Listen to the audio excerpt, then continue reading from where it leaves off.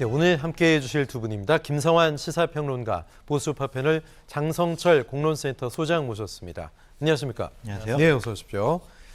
네, 김진표 국회의장이 오늘까지는 내년 예산안 처리해야 한다 데드라인 못 박았는데 주말에도 여야가 협상을 했지만 합의를 이끌어내지 못했습니다. 오늘 아침 국민의힘 비대위원회 회의 모두 발언에서 주호영 원내대표는 법인세 문제는 어느 정도 의견이 접근됐다. 하지만 민주당이 경찰국과 인사정보관리단 예산을 전액 삭감하자고 한다.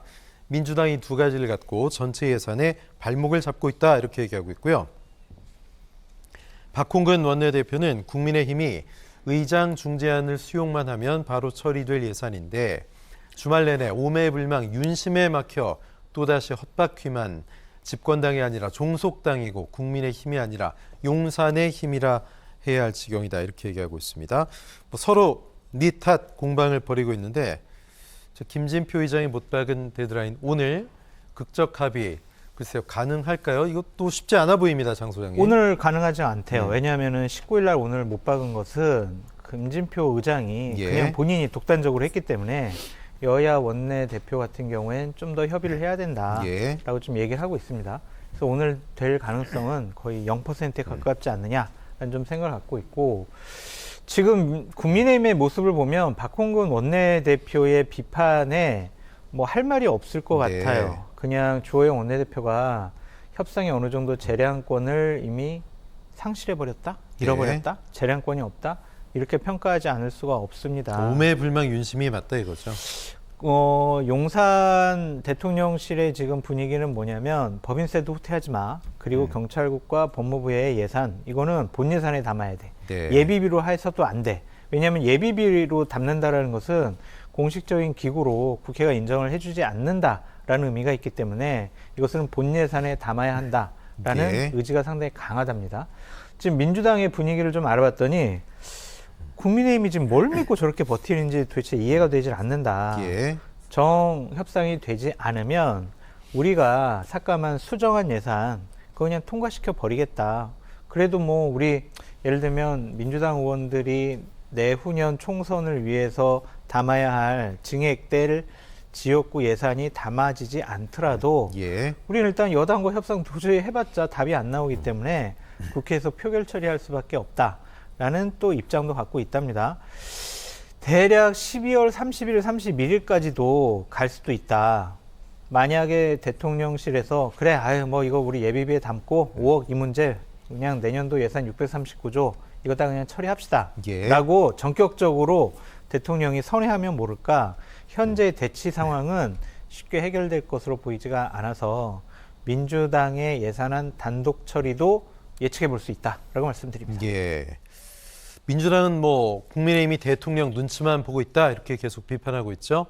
법인세보다는 경찰국과 앞서 말씀드린 인사정보관리단 예산 이 두 가지가 지금 쟁점인데 왜 이 두 가지에 이렇게 집착을 하는 걸까요? 요즘에는 정치에 대해서 말하기가 좀 겁나요. 그러니까 합리적으로 예측하기도 어렵고요. 정치라는 게 뭐 전략도 필요할 거고요. 그리고 협상하는 과정에서 좀 주고받는 것도 있어야 되는 거잖아요.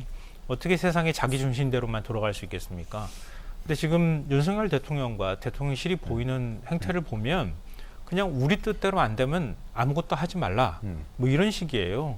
그러니까 소위 내 맘대로 정치하겠다는 거나 다름이 없거든요. 근데 지금 경찰국하고 인사정보관리단 예산 5억 배정 안 된다고 해가지고 기구 운영 못 합니까? 그것도 아니잖아요. 근데 이 예산 가지고 오히려 더 이게 부각되는 이런 모습들이 나타나거든요. 어찌 보면 본질은 법인세 인하 문제에 달려 있을 거예요. 사실 이거 아주 지엽적인 예산들 아니에요? 예, 그렇죠. 639조 원 중에서 지금 5억 원 가지고 싸우고 있다는 게 말이 됩니까? 일종의 이제 자존심 싸움 하겠다 이렇게 얘기를 하고 있는 것 같은데. 특히 주무부처가 행안부, 법무부, 뭐 소위 복심이라고 하는 두 장관이 있기 때문에 더 그런 게 아닌가. 그런 사적인 감정까지 포함해서 이렇게 얘기하리라고 믿고 싶지는 않고요. 근데 만약에 그런 이유 때문에 그렇다고 하면 이건 국정을 운영하는 게 아니죠. 그러니까 대통령이 통치하는 게 아니라 사감에 따라서 이른바 뭐 윤 대통령이 문재인 정부 독재다 이렇게 비판했던 것처럼 사심에 따른 정치를 하고 있다고밖에 볼 수가 없는 거잖아요. 과연 국민들의 민생을 제대로 생각하고 있는 것이냐 이런 질문을 안 할 수가 없고요. 법인세 문제 같은 경우도 마찬가지예요. 그러니까 사실은 오히려 이념에 더 집착하고 있는 게 윤석열 대통령이 아닌가 싶어요. 네.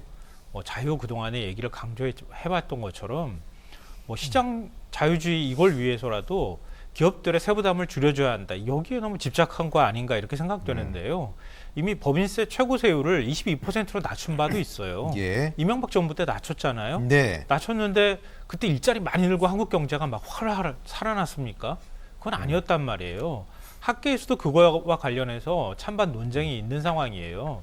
그러니까 차라리 한 100대 기업 정도한테 혜택, 특히 10대 기업한테 대부분의 혜택이 돌아가는 법인세 그거 인하하는 데 집착하지 말고 그거 말고도 지금 유보금이 수십조, 수백조씩 있는 상황이잖아요. 그러면 차라리 감사하지 말고 지금 국민들 다수가 힘들어하고 있는 상황이니까 그런 국민들을 위해서 또 복지 비용도 점점 늘어나고 있잖아요. 그러니까 그런 걸 감사하지 말고 차라리 국민들한테 어려운 국민들한테 증세까지는 안 하더라도 그 세수를 쓰는 방안들을 오히려 고민하는 게 맞지. 예. 지금 국회의장이 2차례나 중재안을 내놓고 시한을 계속 연장하고 있는 상황인데 우리가 원했던 22%까지 안 내려주면 우리는 아무것도 안 할 거야. 여당으로서 너무 무책임한 태도가 아닌가 싶어요. 예. 어쨌든 김진표 의장이 데드라인으로 정한 오늘까지 처리가 쉽지 않아 보인다. 이런 가운데 이태원 참사 국조 가동 상황이 예산안 협상의 변수로 작용할지 주목입니다. 우상호 특위위원장이 예산 때문에 더 지체할 수 없다며 오늘 국민의힘이 불참한 가운데 국조 일정과 증인 명단을 단독으로 의결했습니다. 잘한 결정이라고 보십니까? 일단 잘하고 있다, 못하고 있다의 어떤 판단 기준이 들어가는 결정은 아닐 것 같고요. 예. 이렇게라도 하지 않으면 안 될 것 같으니까 이렇게 할 수밖에 없었던 거 아닌가 이렇게 생각되는데요. 이천 참사 발생하고 난 다음에 50일 정도가 지났어요. 네. 근데 정치권이 과연 무엇하고 있느냐 이렇게 국민들이 물을 때 뭐라고 얘기할 수가 있겠습니까?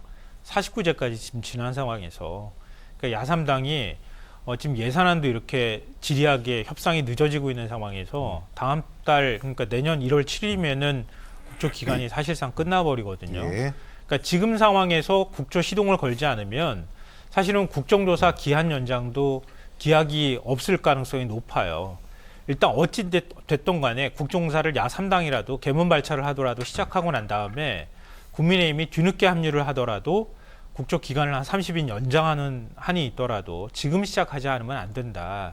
이런 저는 절박함이 깔려 있는 것이 아닐까 싶고요. 49제 있었던 날 윤석열 대통령은 종로에서 열리는 페스티벌 참석했대잖아요. 네네. 술잔 사면서 술 좋아한다고 술잔 샀다 그러겠다 이렇게 우스갯소리까지 했다고 하는데 대통령이 그런 인식을 갖고 있는 상황에서 여당한테 뭘 기대할 게 있겠는가.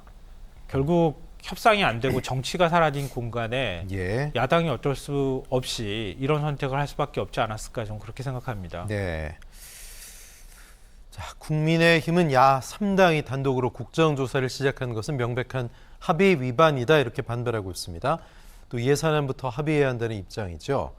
여당 위원들이 빠진 반쪽 국정조사, 야당도 부담이 되지 않을까 싶은데요. 진상조사 제대로 되겠습니까? 안 될 것 반쪽으로 해서요? 같아요. 예. 지금 여당이 빠진 국정조사가 제대로 이루어진다라는 전례가 없습니다. 예. 그러니까 기관 보고도 제대로 안 될 가능성이 있고 청문회에 나올 증인들도 여러 가지 핑계를 대면서 정부 측 관계자들은 안 나올 가능성이 높다. 그 나와봤자 제대로 된 얘기를 안 할 것 같아요. 그냥 조사 중이니까요. 제가 좀 아파서 좀 증인 출석 못할 것 같습니다. 이런 식으로 핑계를 댈 것 같다라는 좀 생각이 드는데 예. 저는 기본적으로 여당이 국정조사에 대해서 여러 가지 조건과 핑계를 대면서 참여하지 않으려는 듯한 모습 보이는 것은 결코 옳지 못하다라는 생각을 갖고 있어요. 대한민국 국민이 죽고 돌아가셨습니다. 다치셨어요. 국민의 대표인 국회의원들이 집권 여당 의원들이 이것과 관련해서 아무 일도 안 해요? 진상조사 안 할 겁니까? 재발방지 대책 마련 안 할 거예요? 국회의원으로서 자기의 책임을 방기하는 거다라고 볼 수밖에 그렇죠. 없습니다. 국회의원이 왜 존재합니까? 대한민국 국민을 보호하는 법과 제도를 만들기 위해서 존재하는 거 아니겠습니까? 예. 이상민 장관 보호하려고 대통령실, 대통령 보호하려고 국회의원 하는 거 아니잖아요. 항상 이런 일에서는 기준을 국민에게 둬야 합니다. 권력자, 장관, 대통령이 아끼는 사람, 그 사람들을 중심에다 두고 그 사람들을 보호하기 위한 기준과 잣대를 갖고 국정조사를 임할 거야, 임하지 않을 거야, 이런 식으로 하는 것은 저는 결코 집권당답지도 않고 국회의원답지도 않다라고 좀 말씀을 드립니다. 그래서 지금 뭐 청문회 2번 하고 기관보고, 청문회를 3번 하고요, 현장 방문 2번, 기관보고 2번, 이런 일정을 좀 잡아놨는데, 예.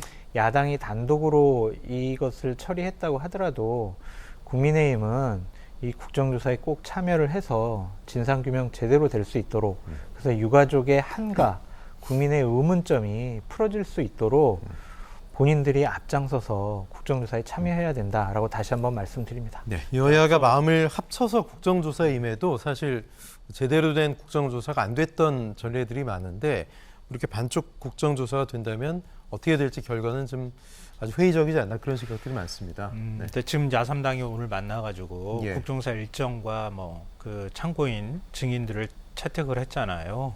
근데 국정조사 일정을 보면요, 21일과 23일 양일간 현장 조사를 하고요, 예. 27일과 29일 기관 보고를 받는다고 돼 있어요. 근데 이제 해를 넘겨야 되는 상황이잖아요. 해를 넘기면 첫 주 지나면 바로 그냥 국정조사 그냥 시효 끝나버리는 거예요. 그러니까 27일과 29일 날 기관 보고를 받는 것도 이 기한 안에 여당이 참여 안 하더라도 받는다는 일정을 만들지 않으면 국정조사는 그냥 없는 게 돼버리는 거예요. 예. 그러니까 지금 이른바 윤핵관이라 불리는 장제원 의원뿐만 아니라 계속 주영 원내대표 협상력 뺏어가고 궁지로 몰아가면서 국정조사 애초부터 합의 잘못된 거라고 공격하고 있는 상황이잖아요. 그러니까 어찌 되면 뭐 아까 이제 윤석열 대통령의 고집 제가 말씀드렸지만, 이태원 국조 지금 지지로 올라가는 상황에서 부담스러워서 하기 싫어서 저러는 거 아닌가. 예산안 합의도 뒤로 미루고 국조도 안 하고 지금 뭐 도랑치고 가재 잡겠다는 얘기처럼 보여서 대단히 불편하고요.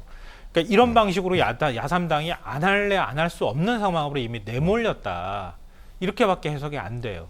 근데 이걸 가지고 지금 예산안 합의하고 난 다음에 국정조사 하려고 했으니까 그렇게 합의한 건데 합의한 파기다, 이런 식으로 안 하겠다고 하는 거는 안 하기 위한 핑계를 대는 것이나 다름이 없다는 생각이 들어요. 예.